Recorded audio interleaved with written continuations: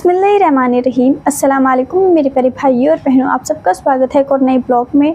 जैसे कि आप सब जानते ही हैं कि ईरान और इज़राइल के बीच में कितनी बड़ी जंग चल रही है और इस जंग की आखिर असली वजह क्या है ये भी हमें जानना बहुत ज़रूरी है। और जहाँ तक बात आती है भारत की कि भारत इस लड़ाई में किसके साथ है, तो अभी तक जहाँ तक मुझे पता चला है ना तो अभी भारत पूरी तरह से ईरान के सपोर्ट में आता दिखाई दिया है और ना ही इज़राइल के सपोर्ट में आता हुआ दिखा है, क्योंकि बताया जाता है कि भारत का इज़राइल से भी पुराना संबंध है, ईरान के साथ भी भारत के अच्छे रिश्ते रहे हैं। पर हमारे लिए ये जानना बहुत ज़रूरी है कि आखिर इज़राइल की और ईरान की लड़ाई क्यों हुई है। जैसे कि आप सब जानते हैं कि 13 जून की सुबह को तकरीबन 3:30 बजे ये खबर सामने आती है कि ईरान की राजधानी तेहरान में ज़बरदस्त धमाका हुआ और उसके कुछ देर बाद ही एक और न्यूज़ सामने आई कि ईरान की राजधानी तेहरान से तकरीब 220 किलोमीटर की दूरी पर नताज इलाके में भी हमला हुआ है। और देखते ही देखते एक के बाद एक ईरान में इस तरह के काफ़ी हमले हुए। नताज के अलावा तबरीज़, करमशाह, अराक, तेहरान और इरफान के कुछ मिलिट्री बेसिस पर इज़राइल ने हमला कर दिया। और इस हमले में ईरान के army chief of defence staff के साथ ईरान के काफ़ी टॉप ऑफिसर मारे गए। और उसके बाद सुबह होते ही इज़राइल के प्रधानमंत्री नेतन्याहू का बयान मिला कि ईरान न्यूक्लियर बॉम्ब बनाने से सिर्फ 15 दिन पीछे था और अगर हम ईरान पर हमला नहीं करते तो ईरान न्यूक्लियर बॉम्ब बना लेता और इस न्यूक्लियर बम से सबसे ज़्यादा खतरा, सबसे ज़्यादा नुकसान हमें ही था। और इसी वजह से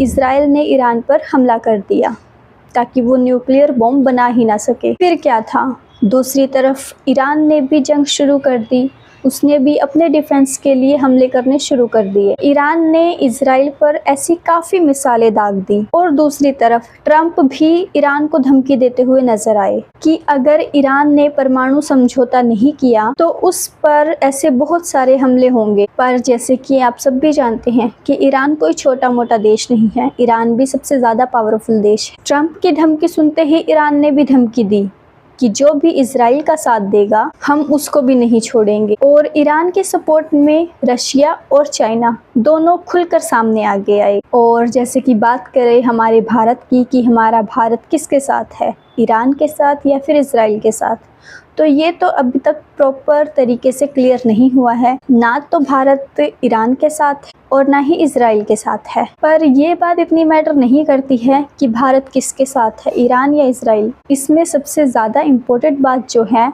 वो ईरान और इज़राइल की लड़ाई है। आखिर ये लड़ाई शुरू क्यों हुई है, इसके पीछे की आखिर असली वजह क्या है, और ये जानने के लिए हमें कुछ इतिहास के पन्ने उल्टने पड़ेंगे जिनको देखने के बाद ही, समझने के बाद ही हमें इस लड़ाई की हकीकत का पता चलेगा। जैसे कि ईरान टर्की के बाद दुनिया का दूसरा ऐसा मुस्लिम देश था जिसे 1948 में ही उसे मान्यता दे दी थी। और 1950 से लेकर 1970 तक जब ईरान पर शाह मोहम्मद रजा पहलवी का राज था, उस वक्त ईरान और इज़राइल में काफ़ी अच्छे संबंध थे। मगर 1989 में ईरान में इस्लामिक रेवोल्यूशन ने सब बदल कर रख दिया। उस वक्त तक ईरान में शाह की सत्ता ख़त्म हो चुकी थी और शाह की सत्ता ख़त्म होते ही तेहरान में इज़राइल के दूतावास को बंद कर दिया गया और उस ऑफिस को फिलिस्तीन मुक्ति संगठन यानी PLA को दे दिया गया। मतलब रातों रात इज़राइल और ईरान की पॉलिसी ही बदल गई। ईरान ने इज़राइल को एक देश के तौर पर मानने से ही इनकार कर दिया। ईरानी हुकूमत इज़राइल और अमेरिका को शैतान कहने लगी। और फिर आया 1980 का दौर। 1982 में इज़राइल ने लेबनान पर हमला कर दिया और इज़राइल लेबनान पर हमला करने के बाद लेबनान में मौजूद फिलिस्तीन फोर्स को वहां से बाहर निकालना चाहता था। और यही वो टाइम था जब ईरान ने लेबनान में हिजबुल्लाह को सपोर्ट करना शुरू किया। और ऐसे धीरे धीरे करके ईरान ने सारे देशों में इज़राइल के खिलाफ दुश्मन तैयार करना शुरू कर दिया। फिलिस्तीन में हमास को खड़ा किया और इन सब के चलते ही ईरान और इज़राइल में दुश्मनी बढ़ने लगी। जबकि इज़राइल बहुत अच्छी तरह से जानता था कि ईरान कोई छोटा मोटा देश नहीं है। ईरान के पास दुनिया का चौथा सबसे बड़ा ऑयल रिजर्व है। और इजराइल को ये भी बहुत अच्छे से पता था कि ईरान न्यूक्लियर बम बनाने की तैयारी कर रहा है और इसीलिए इजराइल कहीं ना कहीं ईरान से 2 कदम आगे रहना चाहता था। और इसी वजह से इजराइल ने 2020 में ईरान की राजधानी तेहरान में टॉप न्यूक्लियर साइंटिस्ट मोहसिन फ़कीरज़ादे की हत्या करवा दी। और ईरान और इजराइल के बीच जो लड़ाई आज हो रही है वो इसी न्यूक्लियर बॉम्ब की वजह से हो रही है, क्योंकि इजराइल और अमेरिका किसी कीमत पर नहीं चाहते कि ईरान के पास न्यूक्लियर बम आए। ट्रंप लगातार ईरान को ये धमकी देते हुए नजर आए कि वो अपना न्यूक्लियर प्रोग्राम बंद कर दे और हमारे साथ समझौता कर ले। और अगर ईरान ऐसा नहीं करता है तो उसे ऐसे बहुत सारे खतरनाक नतीजों से गुजरना पड़ेगा। और इसी न्यूक्लियर बम को लेकर 15 जून 2025 को दिन रविवार इसी एग्रीमेंट को लेकर अमेरिका और ईरान के बीच में एक मीटिंग होने वाली थी, मगर इस मीटिंग के होने से पहले ही इजराइल ने ईरान पर हमला कर दिया। और न्यूज़ के मुताबिक देखा जा रहा है अमेरिका इजराइल को सपोर्ट कर रहा है, जबकि इसी न्यूक्लियर को लेकर अमेरिका और ईरान के बीच मीटिंग होने वाली थी। अब ये क्या वजह है कि मीटिंग होने से पहले ही इजराइल ने हमला कर दिया? क्या इसके पीछे भी अमेरिका की कोई साजिश थी? इस बात का खुलासा तो अभी पूरी तरह से नहीं हुआ है। अब ये लड़ाई शुरू तो हो गई है, इसका आगे क्या अंजाम होने वाला है ये तो मेरा अल्लाह ही जाने।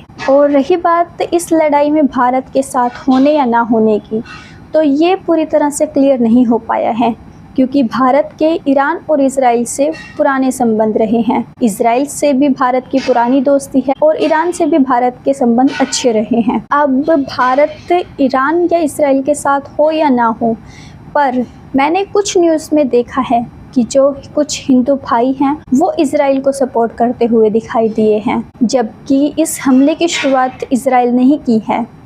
इजराइल ने पहले फ़िलिस्तीन पर इतना जुल्म किया है, मासूम बच्चों की, लोगों की जानें गई हैं, और अब ईरान पर भी हमला उसी ने शुरू किया है। जैसे कि आप सब जानते ही हैं कि ईरान और इजराइल दोनों मुस्लिम कंट्री हैं। ईरान में यहूदी रहते हैं, मगर ईरान या इजराइल मानते तो अपने नबियों को ही हैं, मानते तो अपने अल्लाह को ही हैं। तो इन दोनों की लड़ाई में भारत जो खुद किसी को सपोर्ट नहीं कर रहा है, वहीं जो कुछ हिंदू लोग हैं, मैं सबको नहीं कह रही हूँ, कुछ ऐसे हिंदू भाई हैं जो किस वजह से इजराइल को सपोर्ट कर रहे हैं।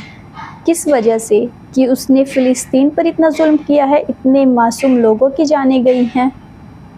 क्या वो यही चाहते हैं कि ईरान का भी वही हाल हो? पर शायद वो इस बात से बेखबर हैं कि ईरान सबसे ज़्यादा पावरफुल देश है। और जो भी हिंदू भाई इजराइल को सपोर्ट कर रहे हैं वो या तो हिंदू मुस्लिम की वजह से कर रहे हैं, जैसे कि मैंने काफ़ी न्यूज़ में ये चीज़ भी सुनी है कि दुनिया के ऐसे काफ़ी मुस्लिम देश हैं जो ईरान को सपोर्ट कर रहे हैं। शायद इसी वजह से जो हिंदू भाइयों ने एक मुद्दा बनाया है अब कि वो अपना सपोर्ट इजराइल को देंगे। ईरान और इजराइल की इस लड़ाई में क्या अंजाम हो, पर जैसे कि हमारे भारत की बात आती है तो वो ही इस चीज़ पर पूरी तरह से क्लियर नहीं है कि उसे किसका साथ देना है, किसका साथ नहीं देना है। वो किसी के लिए बुरा नहीं बनना चाहता है। तो इसमें जो आगे की जनरेशन है, जो हमारे हिंदू भाई हैं, वो किस सोच के साथ किसी को सपोर्ट कर रहे हैं ये तो उनका मन ही जाने।